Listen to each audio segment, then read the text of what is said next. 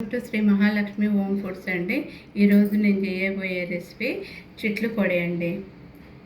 చిట్లు పొడికి కావాల్సిన పదార్థంలో శనగపప్పు, కందిపప్పు, మినప్పప్పు, పెసరపప్పు, జీలకర్ర, సాల్టు, మిర్చి, ఎండుమిర్చి అండి, కొంచెం ఆయిల్.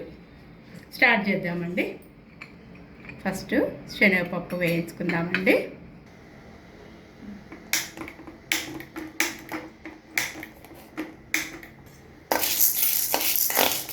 కొంచెం స్లోలోనే సిమ్లోనే దూరగా వేయించుకోవాలండి.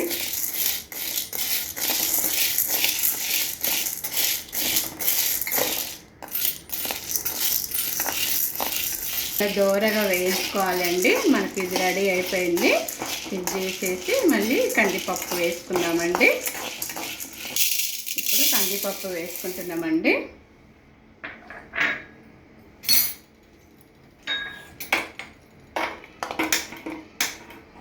ఇప్పుడు కందిపప్పు వేసినామండి. కందిపప్పు కూడా దోరగా వేయించుకోవాలండి. ఇది దోరగా అయిపోయిందండి. మంచిగా కలర్ వచ్చేసిందండి. ఇప్పుడు ఇది తీసేసుకోవాలండి. తీసేసుకొని పెసరపప్పు వేసుకోవాలి. పెసరపప్పు వేసినండి. పెసరపప్పు కూడా ఇట్లనే మంచిగా దోరగా వేయించుకోవాలి. అయిపోయిందండి. దోరగా అయిపోయింది. దీన్ని కూడా తీసేసుకుంటున్నాండి.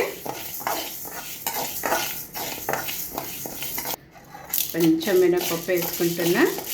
అది కూడా కొంచెం లైట్గా అండి. దీన్ని కూడా తీసేసుకుంటున్నాండి. తీసేసుకొని ఇప్పుడు ఎండుమిర్చి, జీలకర్ర వేయించుకోవాలండి. కొంచెం వేసుకోవాలి, లేకపోతే ఎక్కువైతే ముద్ద కట్టుకొని వస్తుంది. కొంచెం వేసుకోవాలి. ఇప్పుడు ఎండుమిర్చి వేసుకోవాలి.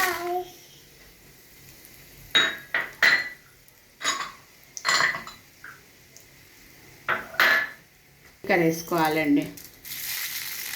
జీలకర్ర వేసుకో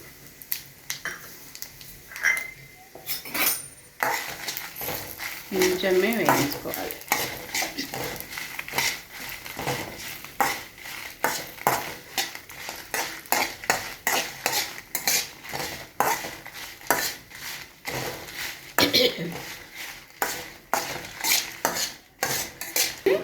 ఇలా వేసుకోవాలి. వేసుకొని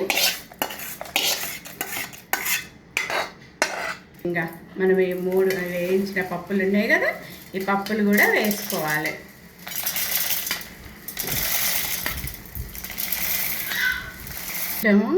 ఒక 4 ఎల్లిపాయలు వేసుకోండి. ఎల్లిపాయలు వేసుకుంటే కూడా మీకు ఫుల్ టేస్ట్ ఉంటుందండి. అసలు చాలా బాగుంటుంది. కొంచెం తగినంత సాల్ట్ వేస్తున్నాండి. ఇప్పుడు నేను మిక్సీ పట్టుకొని వస్తానండి. ఇవన్నీ వేసుకున్నాం కదా, మిక్సీ పట్టుకొని వస్తా. ఓకేనండి. ఎంతో టేస్టీగా ఉండే ఈ చిట్లు పొడి రెడీ అయిపోయిందండి.